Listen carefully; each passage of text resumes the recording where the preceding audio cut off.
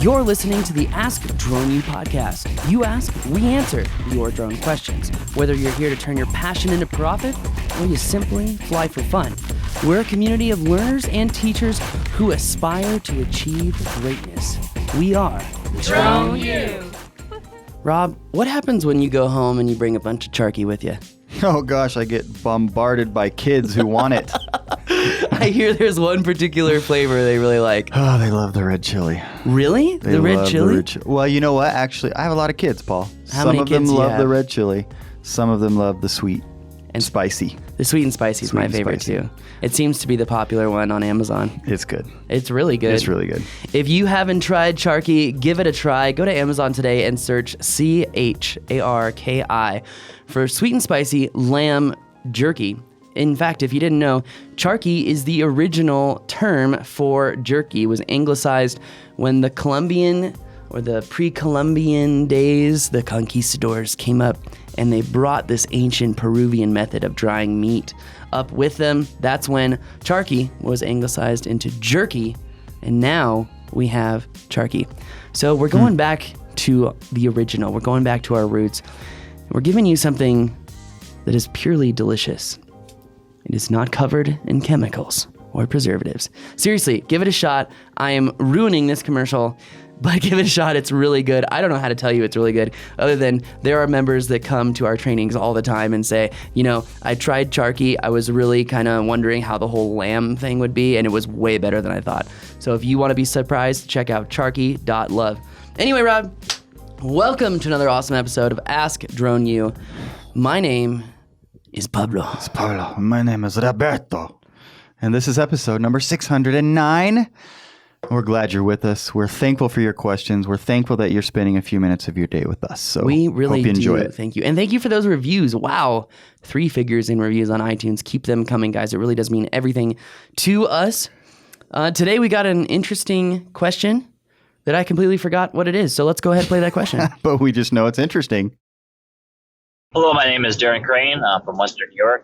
Hopefully a future 107 certified pilot with the help of the Living the Drone Life book, which I first read. I'm also a longtime listener of the podcast.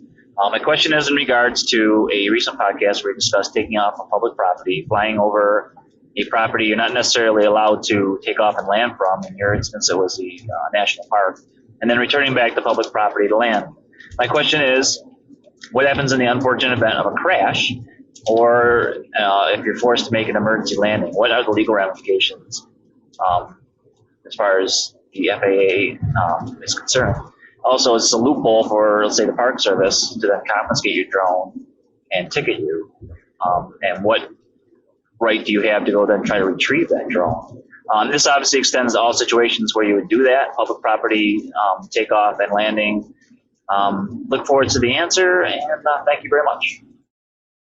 Thank you, Darren, for the question. And guys, don't forget, if you have a question, go to askdroneu.com. Get those questions in. We'll get them on just as soon as we can. We love hearing from you guys. And this is a unique question. It's an interesting one that we've not heard before. I was trying to figure out which way I was going to go with this. The right way. No. There's always the legal way. I'm talking about I'm talking about the attitude, the tone. Huh. Tell me more. The attitude tone. Well, before 2014, I really loved National Park Service. Mm-hmm. And then the director or whoever, I don't want to name names, you know who you are, I'm sure you're listening. decided to write a memo to say, drones are not allowed in national parks. It's not a law, but it's a regulation or an interpretation of such, which is obviously arguable in court, but no one's done it yet. So I love the fact that we have the loophole that we can take off and land outside of the national park and then fly in carefully. It's saved my booty many times. It also goes to show the importance of doing a really, really good pre-flight check before you do these flights. Yep. If you're not aware of how to test a battery in your first 10 seconds of flight, you should learn how to do that. Another thing you can learn in Drone U. Knowing how to do that will potentially save a battery issue. Right. Also knowing your limitations for the drone. Absolutely. Altitude, temperature, everything. Okay, let's talk pure regulations, right? If you're flying in the National Airspace System and you have an emergency, what do they say, Rob? In an emergency, what can a pilot do? This is a test question for part 107. Oh, crap. Well, you're going to get this one I wrong. have no idea. Rob's going to get it wrong, guys. Well, for you listening out there, the answer is in an emergency, a remote pilot can ignore all laws and regulations of the National Airspace System to ensure a safe landing that does not threaten the safety of persons or property on the ground. So you can ignore all legislation, all regulations. Interesting. If it is emergency. Including flying over people, but that would not be keeping them safe. I don't think that's really smart. Come on. I know, but you're saying all regular. I'm just clarifying. Hey, I'm saying what it says in the book. I understand. Okay? I understand. Anyway, I know you're saying that. And I'm I not know being, some I'm not other doing people it are to be saying, facetious. No, I know, but some other people clarifying. are, and they probably found it funny, and I really don't find it funny because. What's funny is, never mind. Go No, ahead. what's funny is that in 3 years they're going to change the whole flying over people law, and then I'm going to look back and say, look at that, I used to be so anti-flying over people, and now it's fine because we know it's coming. We know they're working on it, and we know it takes 3 to 5 years for them to pass such a law, and we know it's coming down the pipe. Yeah. So I want to be careful about what I say because ultimately, at the end of the day, I'm still not comfortable with flying over people. Even not if it was because legal. Not because of me, correct? Not because of me, Mm-hmm. but because of how other people inflate their self skills, Right. their inflated perception Well, of and what they accidents can can fly. happen to anybody. 100%. And when there's Yeah. 100 variables that you're trying to systematically nix in your pre-flight, and you don't do it because you're excited because you're flying over people, this is when problems happen. Yeah. So, no, I'm not cool with flying over people. Yes, in the future, I believe it'll go away. And, I can look back on this podcast and say, I was real with everyone. I told them exactly what we know and Sure. what we think. But as it relates to this question, so you're saying that you're in the system and you have an emergency. So here's how I see it. If let's paint the picture, right? Let's take Lake Powell, my favorite national park, which is Glen Canyon National Recreation Area. Because of the Navajo Nation, you can fly Lake Powell. That's the only way you can do it. Which thank God for the Navajo Nation. Anyway, if I were to have an issue, right?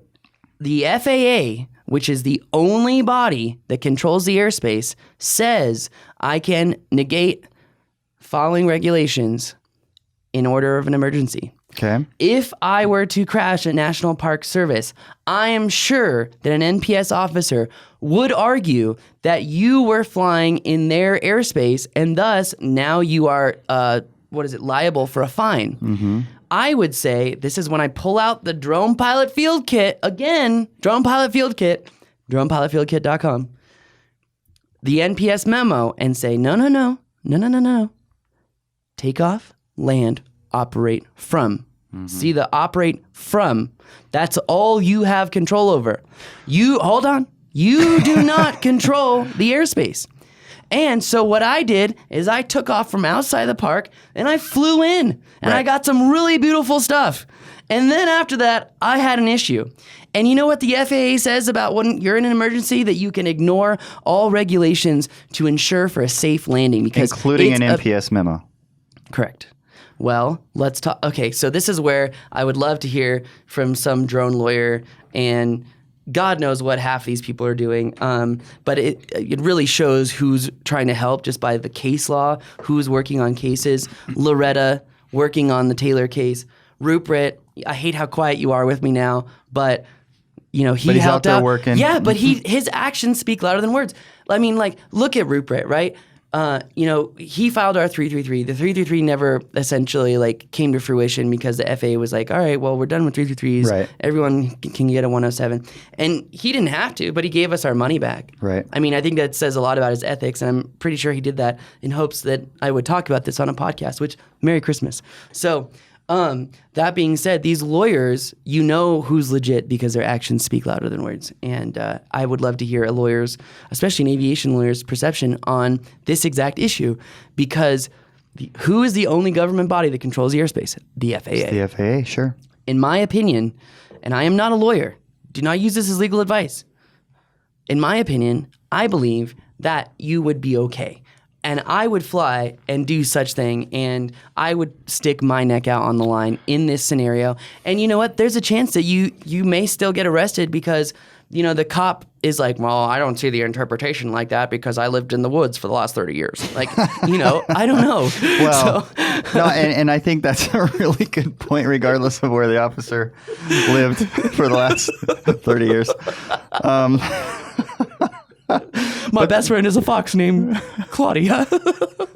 Oh, gosh. But the reality is, no matter how right you are, there's a decent to really good chance that you're going to have to deal with some conflict and potentially have your drone confiscated and have to deal with that. Yeah. Even if they're wrong.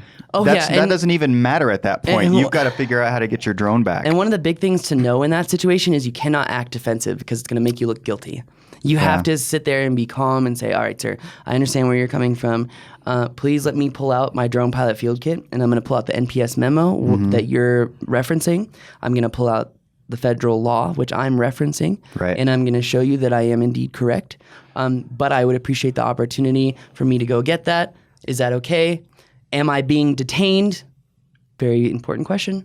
I really would say be careful about asking that question because it could piss someone off. You really, you know, one thing that my dad told me, right? Number one lawyer in his field, in Who's Who for 27 years. Okay. I've never said that before. He talks about himself all the time, and I'm sure he would love it that I just said that. But well, it's true. The one lesson I learned from my dad about being in a courtroom, the first person who raises their voice loses. Why?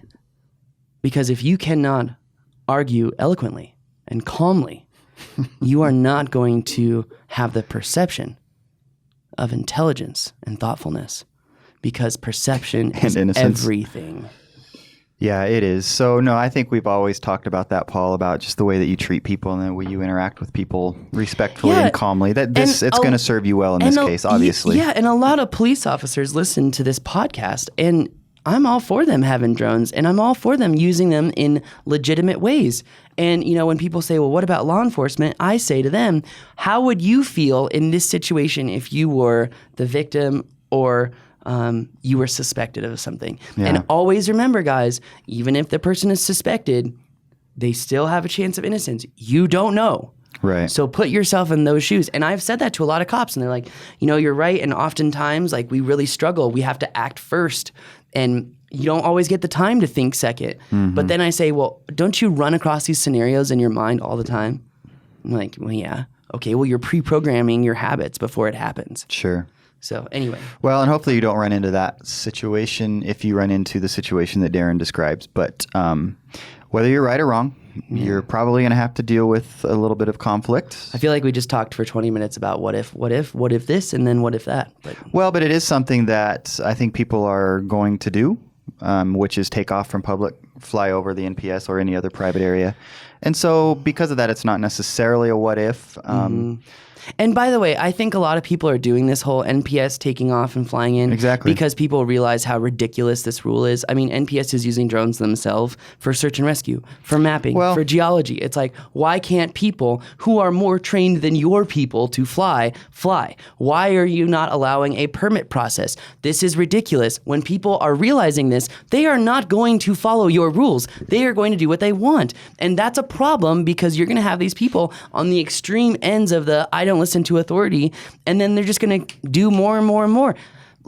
Guys, you know, NPS, you are in control of perception. If you want people to follow the rules, create a process by which people can become permitted. And I know that we had talked to one of the guys who flew for NPS during that search and rescue, and we've talked to him about having him on the podcast. Right. But again, he's like, I can only say certain things. And he's like, you can't talk about this, can't talk about that, like blah, blah, blah. Right. Here's the thing. I love the fact that NPS is exploring drones, but you guys also have to be realistic. Sure. There can't be a double standard, otherwise people are not going to listen to you.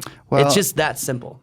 I think we have to keep in mind, though our society and technologies move very, very quickly, The reality is that an operation like NPS or an organization like NPS, it's going to take them some time to do whatever they're doing to get comfortable with drones. I hope that process is going on and that they get to a permit system sooner rather than later. I hope so too. But and I who understand knows? their concerns of people Absolutely. not knowing, how to fly, not knowing how to handle wildlife. What if you get attacked by a bird and you're in a national, park? Right. They're gonna take the bird's side, and if you don't know how to turn off certain sensors to kill the sound that the birds hate, or you don't know how to, mitigate an emergency flight from that point. Another thing too is if these people, this is a great reason right here why NPS should have a permitting process for commercial drone operators and be more positive to it. Okay, let's take Copter Bill's story, right? Florida. They're flying a long distance. They're doing this pretty much exact same thing where they're flying as pretty much to the extent of visual line of sight, okay? So let's say 2,000 feet away. Even though that probably wasn't realistic, I'm using 2,000 feet as a visualization, okay? Hawk comes up behind the drone. So it's hard for the visual observer to see the hawk, and the pilot's definitely not seeing the hawk because it's behind the drone, right? Right. Hawk grabs the drone. This was an Inspire 1. Drone down. Okay. How are you going to mitigate that situation when you are 2,000 feet away and you can barely see the hawk? Right. And the NPS wants to protect the hawk, right? As they should. As we do too. Right. Okay? Doesn't it seem smarter to just have a permitting process to let people fly inside the park so if a wild animal were to attack a drone, the problem could be much better mitigated because we have much better visual line of sight of said drone. Thus, we can better mitigate risk. Does that not make sense? Absolutely. And like we said, we hope that they're working towards that. And probably they are. Yeah. Probably they are. Just being careful. I'm waiting for we've already seen that lawsuits are going to control where regulations go. Seeing it with the FAA, seeing it with other departments all over. I think when someone challenges this NPS rule in court, I think that would be the fire that gets lit under NPS to say, no, you got to do something. Don't get too comfortable in your government job. I know you leave Fridays at 3:30. I get it. I want to leave Fridays at 3:30. Or find a job that you actually enjoy, and then you'll enjoy being there all day. That's weird. true. On that bombshell, that's going to do it for us today. My name is Paul. My name's Rob. This is Ask Drone U.